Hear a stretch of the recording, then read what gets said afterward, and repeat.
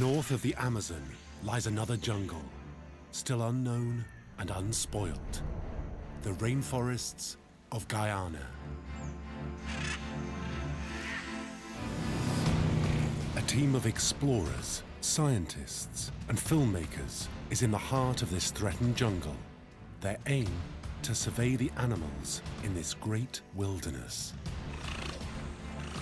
Here in Guyana, this is pristine. It's untouched, unchanged. Wow. Our job is to prove that these forests are worth more alive than they could be razed to the ground. The expedition is moving into its second phase, and the team must push harder to discover more of the extraordinary creatures hidden within this rainforest. There are probably hundreds, if not thousands, of species here that haven't been seen by anybody, and we will find them first. But it's proving tough. For 48 hours, Steve Backshall has been battered by one of the world's most powerful waterfalls, and the worst the elements can throw at him. This storm is getting closer and closer. It's right overhead, and I'm just a bit scared actually that I'm going to get struck. I'm pretty much the only feature in the landscape at the moment. If there's a lightning strike down here, then I'm going to get hit. Travel inland, and you find nothing but jungle.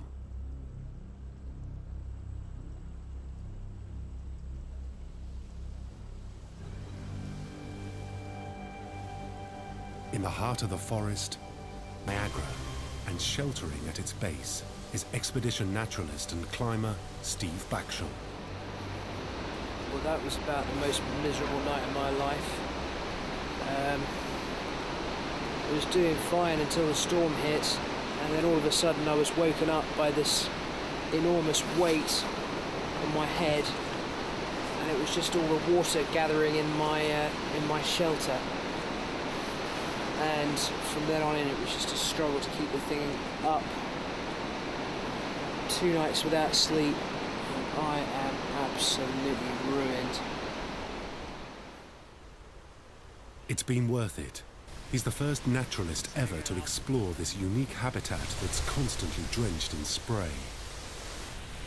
Look at this! He's discovered a bizarre world, crawling with frogs, where freshwater crabs scuttle through a valley full of orchids. This is one of the most dramatic places that I've ever been. And just to be completely enveloped in this mist, it just feels like you're part of the waterfall. It's one of the most exciting, fantastic places I've ever been in my life. But it's no place for humans. For 2 nights, Steve's had no sleep and little food. To get out, he must haul himself up 240 meters of rope. I'm standing on a rope which is about as wide as my little finger, which is why I'm moving up here at a snail's pace. God, this is a long way. The rest of the team are in the jungle base camp, and there are monkeys close by. Gordon, we've got brown capuchins above the ladies' loo. Gordon Buchanan is an expert on South America's rainforest animals. You asleep? Yeah, I was having a nap. I was up at 3 this morning. Right, what do I need? Clothes. What were you dreaming about? I was dreaming about monkeys, funnily enough. Premonition. Right. His job is to record these animals on camera. So far, he's been tracking creatures through dense forest. But now wildlife is coming right into camp. One's right there sitting. I hope that's rain that's falling down, and not you. 2 of the scientists, George and Raquel, spotted the monkeys near their jungle laboratory.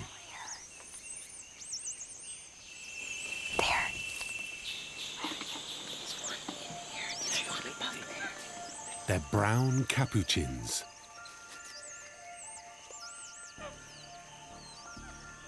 They're foraging side by side with squirrel monkeys. There are 8 species of monkey in this part of South America, The team aims to find out how many live in this forest. Oh, there's one right up here. Let's run right up. Oh my god, Let's right over here. there's one right here. I'm up in front of it. Yeah, he's just over here. A bite to eat. Primates are normally nervous when humans are around, but this forest is unusual. It's not been hunted, and the monkeys show little fear of people. They're after this tree. It has some fruits in it. I'm seeing him trying out the seeds. Monkeys are important seed dispersal agents in the forest. Just being so close to camp, I'm astounded that there's any activity here from any animal, let alone a primate.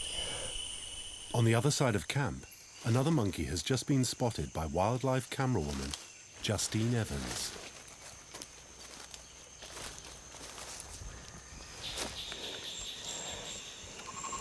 Yeah, I can see some movement. Oh, yeah. Oh, yes. Fantastic. Got some spider monkeys here. This one doesn't seem particularly happy about us being here. It's making lots of little noises and looking a little bit upset. Just threw a branch down at us. Amazing arms. Very gibbon-like.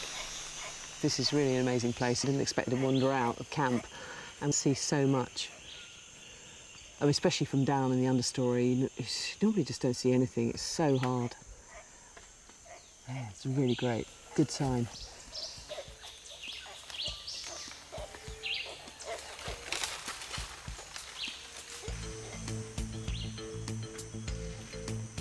To catalogue the species that live in this remote jungle, there's an international team of scientists on the expedition.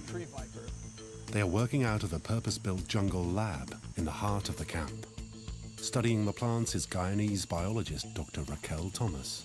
In this forest, we have over 6,000 species of flowering plants. Every time I come in here, there's something new to see and new to learn, and that's what is important. In charge of the river survey is fish expert Dr. Phil Willink. These are places that we need to come to now and work in before they change, before people move in and the ecosystems are impacted. The expedition's results will be shared with the Guyanese government. It's a very poor country, trying to decide whether it can keep its forests intact or if they have to be logged for much-needed cash. Huh. Which one is that? That's a wolf spider. Ooh, it's a big one. There's probably species here That aren't described. that haven't been described yet. Working with the team is Dr. Russ Mittermeier. He's the president of Conservation International, which is campaigning to keep these forests. In Guyana, you still have virtually all of the forest intact, and it has the greatest remaining rainforest wilderness area on Earth. And if we have rainforest wilderness 50 or 100 years from now, it's going to be in this region. So it's a fabulous area. It's unlike any place else on Earth, and it really is the hope of rainforest wilderness for this planet.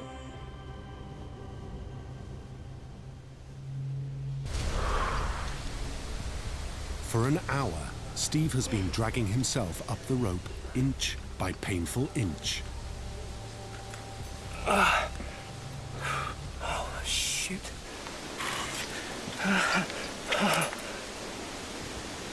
Steve has climbed some of the world's highest mountains and run extreme marathons, but this climb has all but defeated him.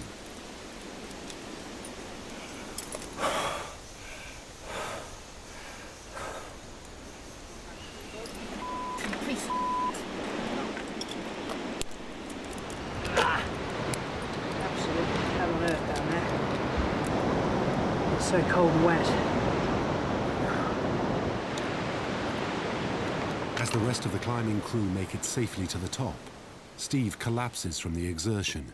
What happened then, mate? The expedition medic is on hand. Yeah, we'll have some water over here. Just sit on this bag over here, mate, and just gather yourself. How you feeling now? Fine. Yeah, you just got to rest, mate. You've just done a big exertion after the couple of days down there as well. So you really have got to chill. Yeah, thanks, Don't be mate. walking around and don't be grabbing no ropes up here. Okay, Just alright, let them cool. do the work. Steve can now return to what should be the safety of base camp. But some creatures are getting too close for comfort. This little thing could kill you? Yes. Oh, they bite then, those ants. They may be little, but they bite hard, you know. We've invaded their space, not the other way round. So they're just reclaiming it now. Ow! Insect expert Dr. George McGavin has been stung by a scorpion. Cardinal rule. Do not stick your hand in a bucket that you haven't checked. So, right on the finger. Imagine you've heated up a pin to about 120 degrees C and you just stab it right through your finger, right? I imagine what that would feel like is what this is. Oh. George's sting is painful, but not life-threatening. Really funny feeling. Steve is back in camp, and the whole team gathers for the usual: piranhas and rice.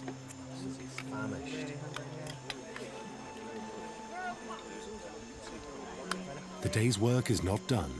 After dinner, George has an unpalatable task for everyone. He's organised a scorpion clear-out.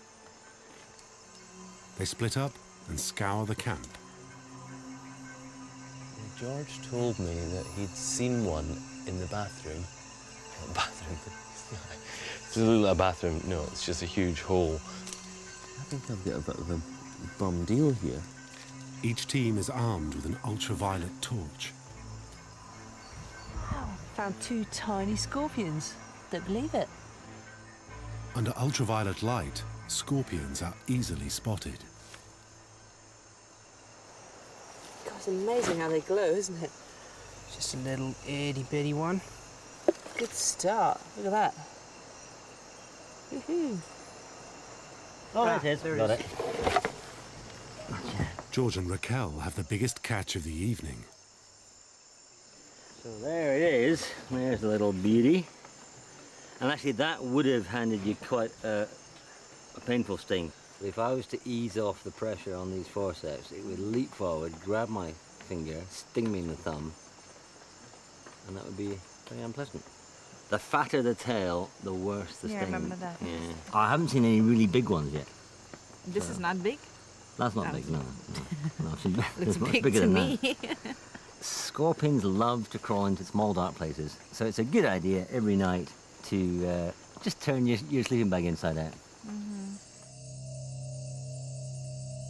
Scorpions aren't the only unwelcome guests. There's a highly venomous centipede in the women's dormitory. Steve.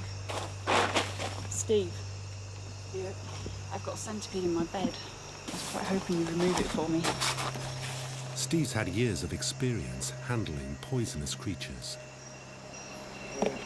Big centipedes are way harder to handle than any. Fast, Yeah, it's a.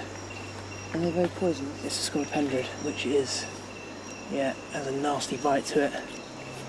Ooh, feisty. It is. And these front feet, which are adapted into poisonous, venomous claws, which it uses for biting. And every one of those feet has a nasty toxin as well, which leaves horrible scratches in the skin. But he's alright. Right, so good? Yeah, like that. Thank you. Sure.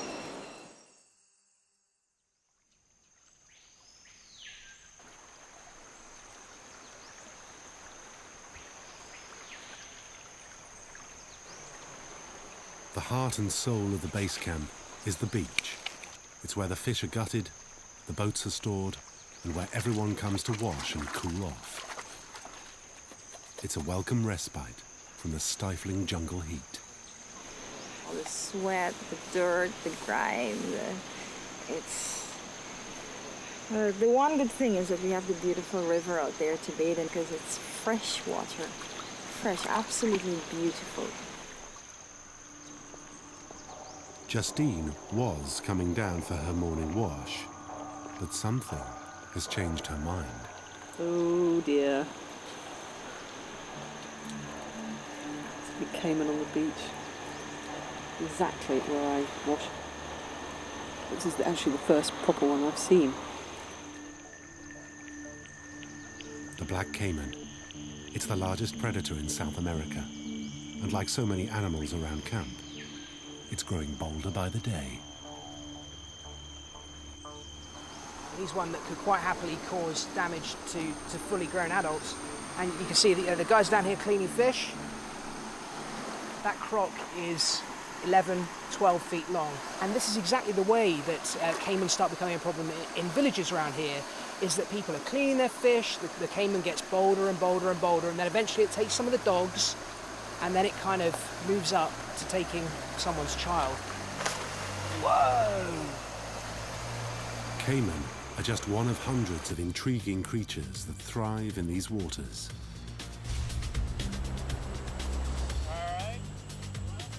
Steve joins Dr. Phil Willink on his survey of fish. We better get something good out of this, Phil! It's a freshwater anchovy. Wow, I can't believe I'm risking my life for anchovies. They'll be the first scientists to search beneath the surface in this region. We know very few people have been up here, and who knows what's living in these areas. There's probably a lot of new species hiding in these rocks and these rapids. The combination of nobody ever being here before and a difficult habitat to collect in is where you're going to find a lot of new species. These whip spiders is just about to... Yeah, there we are. Now look at that. Look at her egg sac there. His enthusiasm is not shared by everyone. Beautiful. They're spiders. They're spiders. Yeah. That's why I stick to plants. I'll persuade you. I'll persuade you eventually. Back on the river, Steve and Phil's fish survey is off to a bad start. Their net is caught. Well, we've either got the biggest fish in the world, or it's attached to a log. I'm guessing the log. Is it coming up at all? No, not at all. Shall I have a swim? Go down and untangle it? What I don't want is for you to go down there and get tangled in it.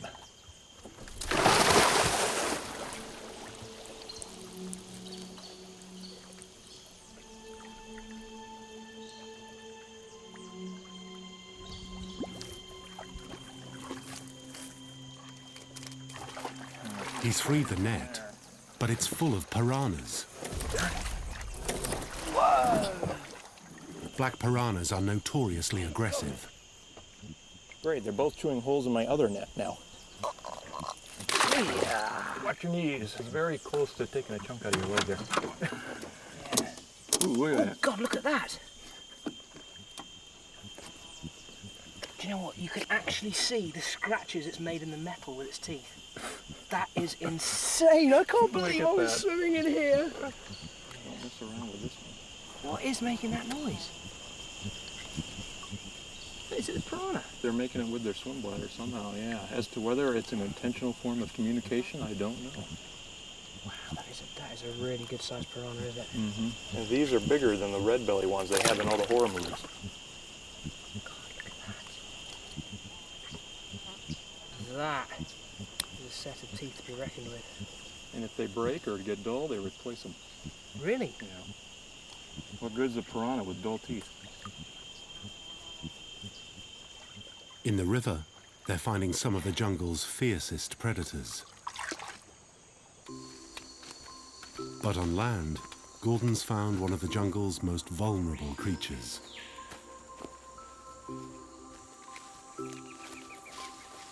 Really difficult to see, but just the kind of round thing hanging off the tree. It's a wren's nest, very well camouflaged. The nest itself is tiny. You could easily fit it in the palm of your hand, smaller than a tennis ball. The bird, tiny, just same kind of size as the wrens that you get in the UK. And the eggs and chicks that it might have, microscopic almost.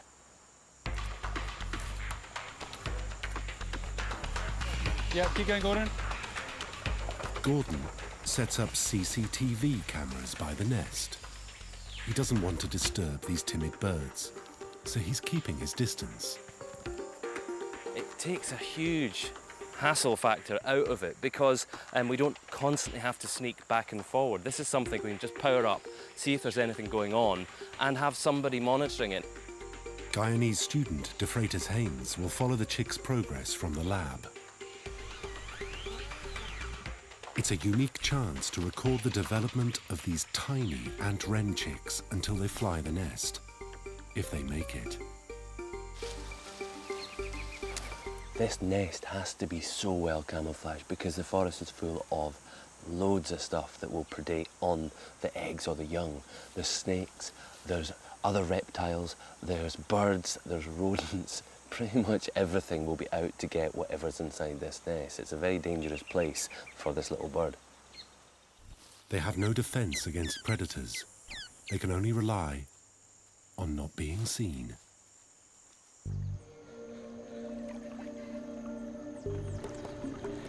Steve and Phil's fish survey continues.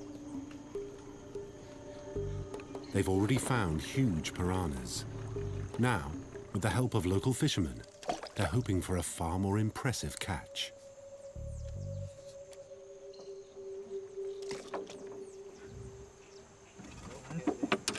Okay. No. Whoa, this is big fish. Big? Big. Whoa, look at the size of that! Oh, it's a big one. Put him right in the boat. Take him right. Sure. Yeah. That is it. Oh, that's unbelievable! That is the banana catfish. Surveying fish is not easy. They must identify each species and return them to the water as quickly as possible. You can tell it's called the banana catfish because it's yellow on the belly, like a banana. And probably a good sort of 20 years old, would you say, Phil? Could be older. These fish can live a long time. Now, this fish is just covered in parasites. Whoa, one popped out. One popped out. Don't lose it, don't lose it. Oh, yeah, we've got another one, Phil. Okay, keep him. Where is it? Just down there, look. Another one there, look. Another one there, look. Whoa. It's actually scattering blood everywhere. It's like a full leech. Look at that. Okay. Let's put our friend here back in, because he's absolutely wonderful and we wouldn't want to harm him. So, old fella, off you go. Absolutely fantastic. Excellent. But actually, nothing like as exciting as what we've got in here. The parasitic fish Steve's collected are known as vampire catfish or kangaroo. Apparently, if you stand in the water in these areas and you go to the toilet, will swim up the stream of urine and right inside you and lodge inside you using two backward-facing spines. These kangaroo actually swim in, latch into the gills of a large fish and drink the blood. You can see this one here, which dropped out of the gills, is absolutely thick, full of blood. The big lesson, I guess, is if you're in the river, don't go for a wee.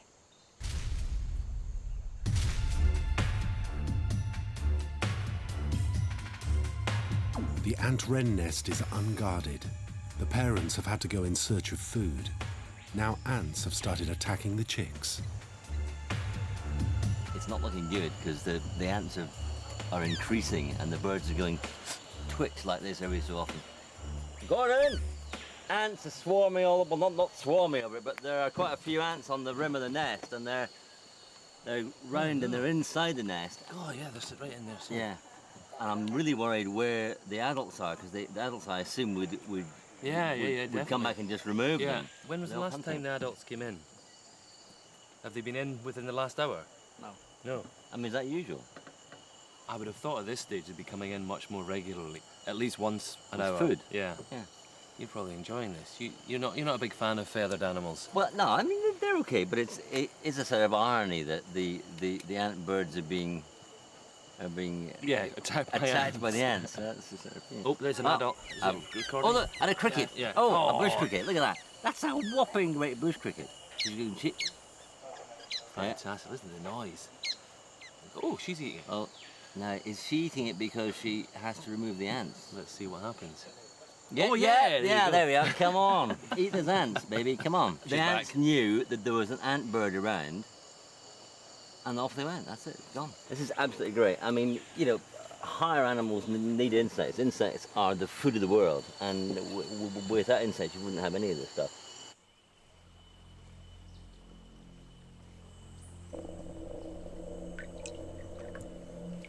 Steve's discovered what rules the depths by day. Now he wants to learn what hunts by night. Oh my God! Oh. These are called saber-toothed characins, or saber-toothed tetras. It's the nearest looking thing to an actual monster I've ever seen. It certainly deserves its saber-toothed name. That is incredible.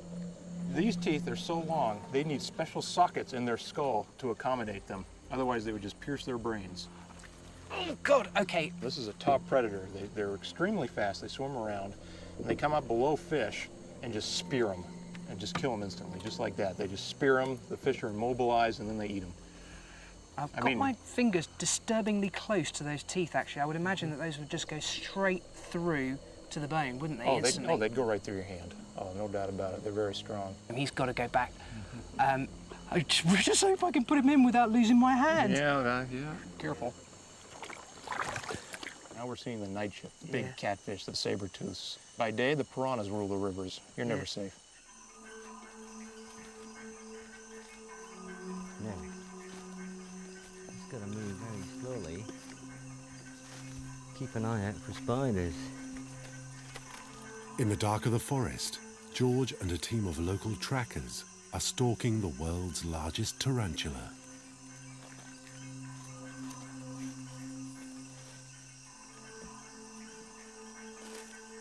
You're coming this way? Yeah, Bruds, I can see your light. Have you found a new hole? Over. You can see it at the hole. It's there. Okay, I'm on my way. Wait there.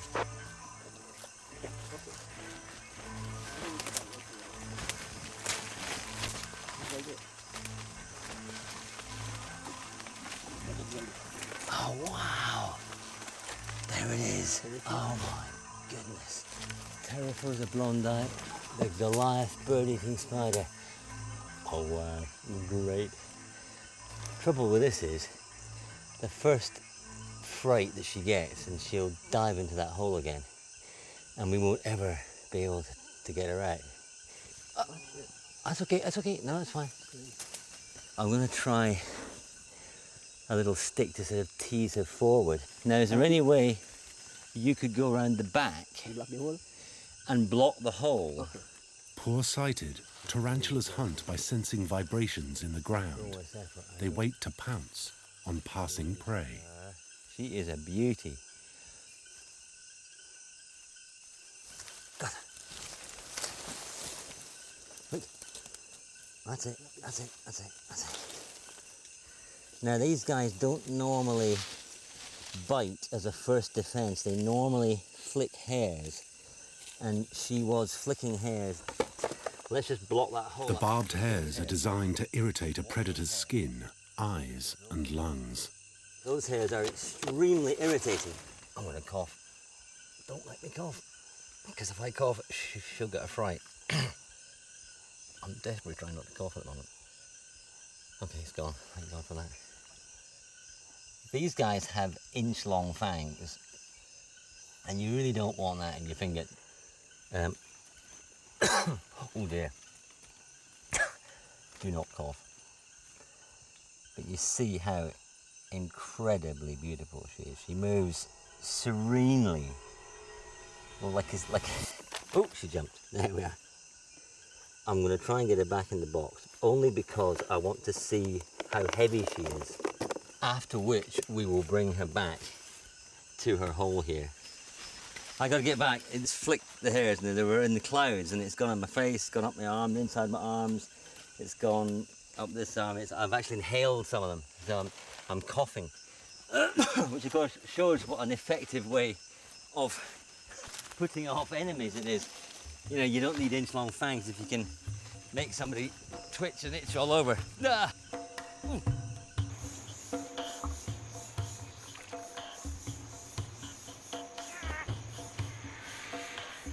Early next morning, Steve and Phil are trawling the shallows by camp.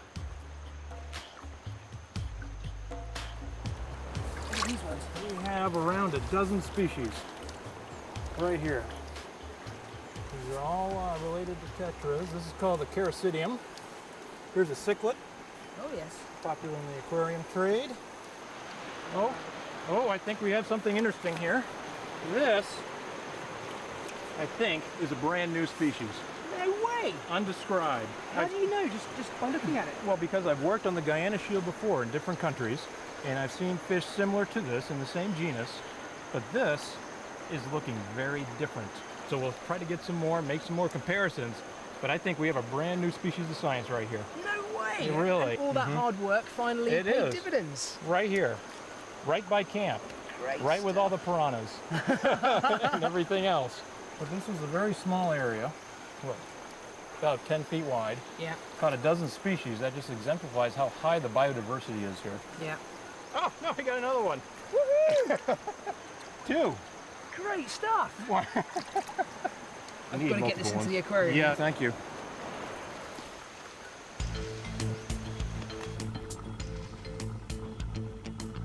All the indications are that this area is completely undisturbed, never fished, never hunted, and its ancient trees intact. In the 21st century, that makes it a rare rainforest indeed. Oh, come on, baby. I want to weigh you, that's all. Now, come on, be nice. Just go in this bag. There you go. Oh. George's giant tarantula has spent the night in the lab, and he's taking its vital statistics before releasing it. Just feeling her in my hand, she feels about the weight of a small spiny rat. Now, that's 85 grams. That's a good size. This is an amazing place. All the animals here are just huge. I mean, it is a land of giants. You've got giant plants, giant otters, giant spiders, giant this, giant that. You know, and this being the world's biggest spider species, for me, is an enormous thrill, an absolutely enormous thrill. No way! Another animal has come into camp. I mean, somebody said there's a vulture here. I thought it was just on the tree. How long's he been here? Just 5 minutes ago. Really? Yeah. The reason that vultures have a bald head is because they feed on smelly, rotting carcasses, and if they had feathers in their head, it would just completely matted up with rotting flesh and blood and guts. So they've evolved to have a completely bald head, so it's more manageable. You know, vultures never wake up with a bad hair day or a bad feather day. This system is working like a treat. We've got live pictures coming from two very different species of birds. It's just incredible how quickly these chicks are growing. This is all flight preparation, really. Making sure that the feathers are all in order. Before too long, they're going to realise exactly what these wings are for, and they're going to flutter out.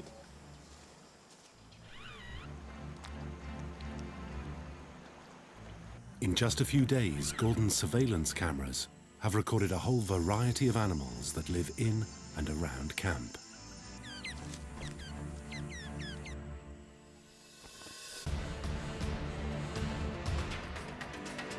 So far, most of the expedition has been focused on a small area of forest. But across the border in neighboring Venezuela, Steve has another challenge. Where Guyana meets Venezuela and Brazil, there's a remarkable range of mountains called the Guyana Shield. Some are totally unexplored. The tops of the mountains are isolated from the forest below, so anything that lives up there, plants or animals, is exactly like it's on an island. It's growing completely isolated from everything below. And that's our mountain. Look at that! Steve's aim as a climber is to be the first to scale Mount Epuigma. His aim as a naturalist is to discover what lives at the top. Nobody has climbed this mountain before. It's absolutely certain we would be the first people to place our hands on that rock. To reach the top, Steve will have to push himself if he is to succeed. Joining him are two of the best rock climbers in the world, John Aaron and Ivan Calderon. Tim Fogg is the rope safety expert. The few biologists that have got on top of these, they're called tapuis, these mountains, have found new species of plants and animals. And that's what we're hoping to find. That was a hairy landing. A football field in a tiny Venezuelan village is the only place to land. Hola. What's this? Hola. This is one of the most beautiful villages I've ever seen. This mountain up here is Acapan. It looks just like a fortress, like a child would draw a fortress. And then looming over from the other side is our mountain, Puigma. Look at that. What a place to live.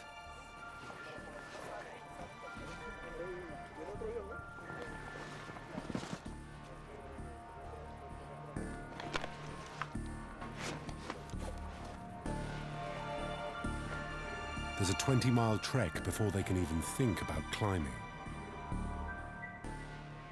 Their destination, Mount Puigma. Villagers call it the castle. What is it, man? In camp, there's a commotion. Yet another animal has been spotted. You see the thing moving there? In between the hole there? Look, yeah. It's helped itself to food from the kitchen before disappearing into the trees. Gordon has grabbed another of his cameras and is on the case. This is the scene of the crime. He wants to catch the raider red-handed. It has walked through the kitchen, so there's obviously something in there that it likes. It's quite appropriate that we're using this camera to catch a thief, because that's kind of what they were designed for, observing people stealing stuff. Yeah, I'd say it's pretty good. The trap's set for the mystery animal, but Gordon's taken his eye off the ant wrens. Thanks, Luke. The chicks are gone. The nest is just here. The chicks have either flown the nest or been eaten. Just can't believe that they've gone of their own accord. And I'm just hoping it's not something more sinister. And the adults are stressed. There's one of the chicks right here, just in here. I thought it was the adult, it was a female. It just bobbed down. Lost sight of it. First he sees one chick, and then the other. Brilliant. Well, that's a very different chick from when we first met. Against all the odds, the chicks have made it. Fantastic.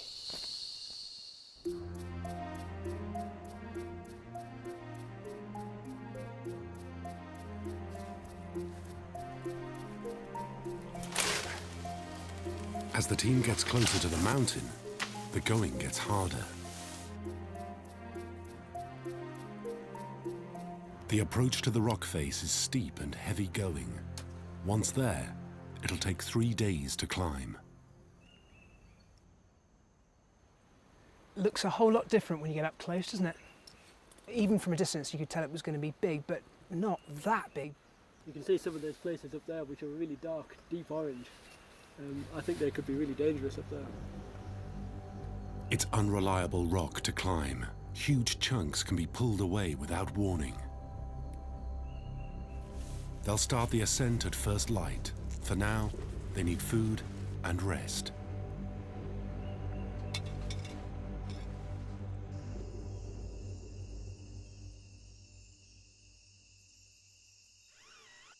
In camp, the mystery thief is back. Oh, yeah, there it is, there it is. Look at that, weird. Opossums. They've been helping themselves to the kitchen supplies. We've got 2 opossums just here behind the kitchen. Goodness me, they're a freaky animal, but... Oh, wow. Sweet, isn't it? They're marsupials. Like kangaroos, they carry their young in a pouch.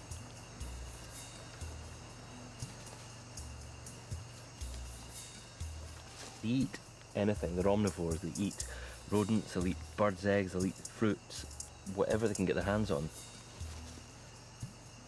Just wonder if they've set up home meters from where we've set up home. Isn't it true that in the last week things have been coming closer to the camp? Without Closer and closer and closer all the time? Yeah, almost every day there's something new showing up. Have a look on the ground, because I saw tons of spiders and ants and things. Just, oh, you can see a few wee ants there. It'd be great if we'd found one of the big spiders and put this outside the burrow really close. There is one. There's a hole just about 10 yards that way. Oh, there we go. Just 10 metres from where George and Gordon are sitting, a tarantula is stirring. Some folks call it the skeleton tarantula because it has these little white marks on its legs. Oh, wait, oh, what's that? Oh, yeah. That is a big cicada, a biggish cicada, that. Ooh, here it goes. It's going forward, it's going forward. Oh, it's got it, What a speed. Gee, wow. You can see it just in You the don't burrow. get faster than that. I haven't seen that before in the wild, ever. What's actually happening here, all spiders can't eat solid food. They have to eat fluids. And so the fangs have been used to draw the prey towards her, and then she's just basically emptying enzymes over its saliva, and she's then up the soup of the bug. It's just a insect soup, which she then swallows. There it is. Oh, Look at that wow. fang. It's just tearing it apart. Like, it's cutting it. Almost like it, yeah.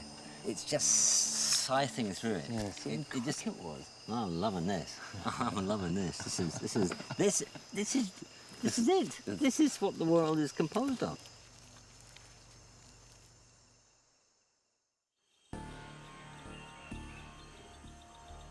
Mount Apwigma. First light. A last meal on solid earth before the trial ahead.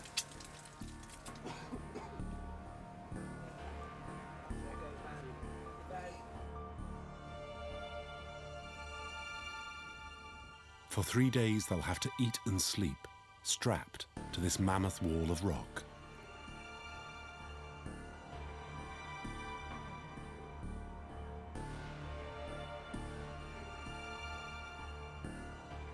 Isolated from the world far below, they've no idea what wildlife they'll find at the top.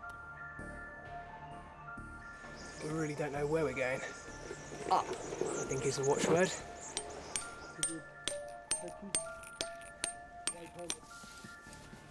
What do you think? What do you think about the first I think run?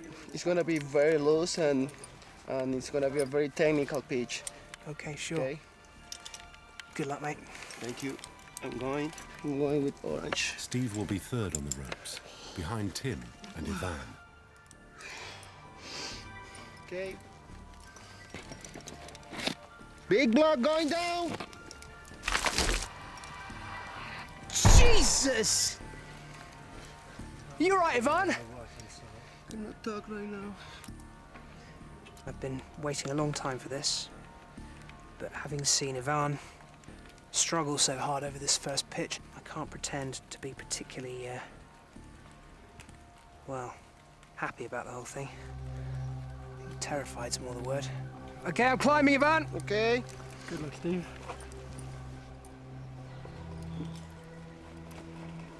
Oh, heads. Every single thing that you hold on to could ping away at any second. And the consequences of that would just be, well, they'd be death. There's no two ways about it. I don't want to sound over dramatic, but... Did you come this way? Yeah. God dear me.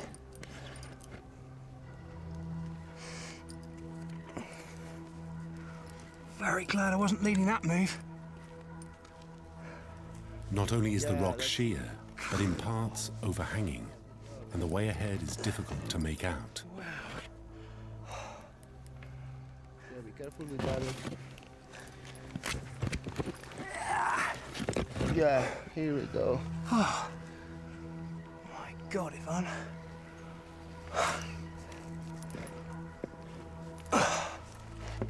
kind of hard for the feet in that. Yeah, that's it. Yeah. Little bit left. Yeah, right on. Right on. Yeah, well done. Very nice, man. Good job. Good job. That was hard. The tamarins are the final addition to the intensive survey around base camp. This phase of the expedition is now over. I've seen new fish. I've seen a jaguar. I've seen giant otters. I've seen bird-eating spiders. Every fourth or fifth insect I see may turn out to be a new species. The scientists' work is far from over. Everything they've collected needs to be catalogued, and if it's an animal new to science, it must be named. Gordon and George are now setting off on a major new mission, a grueling 2-week river journey into an isolated part of the jungle. Hey, Gordon. Are you sure we have enough stuff? The Rewa that we're going to, it is truly the middle of nowhere. It's probably as remote as you can get anywhere on the planet, really. Bye, Justin. Good luck, mate. Have fun. Yeah, we'll get you. Yeah. Good luck.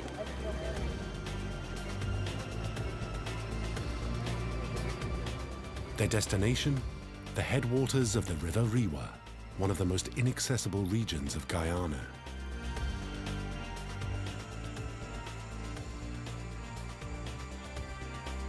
The few fishermen that have visited reported wild animals showing little fear of man. If anywhere in South America could be described as completely untouched, this is it.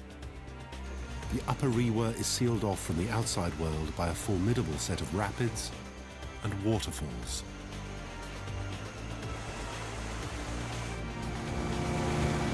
With 2 weeks' supplies packed on board, they're traveling light and living rough.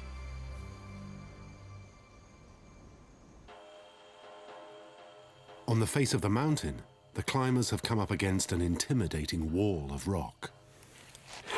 This next session is impossibly hard. Well, it looks it to me anyway. John's one of the best climbers in the world, and so he's already heading up it. Lovely. This is fantastic climbing. It's really quite amazing that it's possible to climb up here. There's just enough little holds. You can't see any of them until you're within a metre of them. So it's quite intimidating to launch up it. Just seeing a blank wall ahead.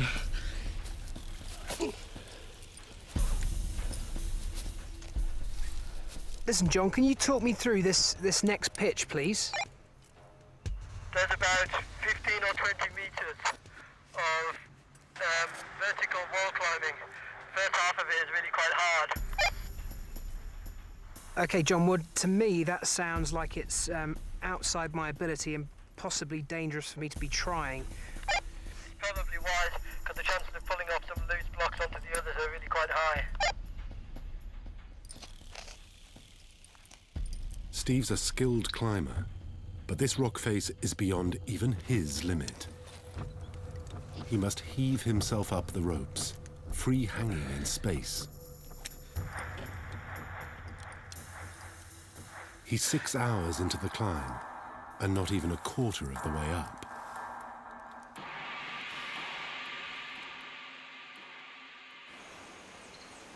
George and Gordon have reached the rapids that guard the headwaters of the River Rewa. The rapids are impassable. The only option is to drag the boats and carry all the kit overland. What we've got is logs laid down over the rock, so hopefully the boat will slide over these rollers and then up to that gap and then up beyond the falls. Ready? 1, 2, 3. 1, 2, 3. 1, 2, 3. 1, 2, 3. It's the hottest part of the day. The temperature is 40 degrees and humidity 100%. 1, 2, 3.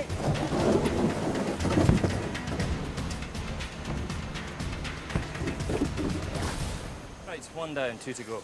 What? 2 more to go. I don't think I've ever been so tired in my life. There are still miles of rapids ahead. It's this barrier which makes the Riwa so special, protecting the forest and its animals from man.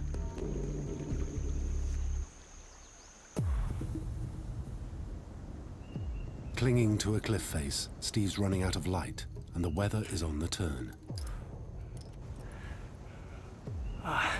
It's coming in at an absolute rate of knots. We've got black sky and a curtain of rain approaching us, and we've got to get our sleeping arrangement up very quickly, otherwise we're going to get drenched. They'll have to sleep on this vertical rock face, strapped to it in glorified camp beds. Above them, 200 meters of loose rock. Beneath them, 115 meters of nothing. We have 2 portaledges. Each one is big enough for 2 people. But since there are 5 of us, Ivan has rigged himself a hammock. How your bed? It's just perfect. I'm free hanging, but we have a lot of protection. So we sleep with harness and attach it to the protection.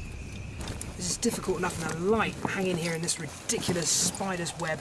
But trying to do it in the dark is nigh on impossible. Obviously all night long we have to stay sleeping in our harnesses and clipped into as many things as possible. Because if you roll out of bed here, you get more than a bump in the head.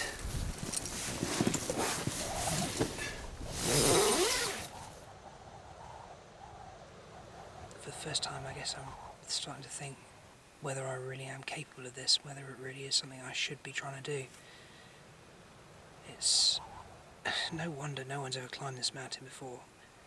I mean, it's overhanging or vertical, nasty loose rock, vegetation. I mean, this is very, very far from a nice day's climbing in the Lake District. Something very serious could happen up there. I'm not so sure I'm going to sleep so well tonight. In the third and final phase of this expedition, Justine is on the search for giant anteaters.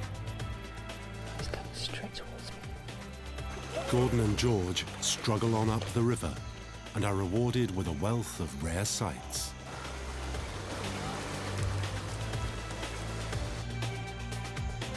What a fantastic bird. Wow. And Steve battles exhaustion as he nears the top of the mountain. Oh, yeah!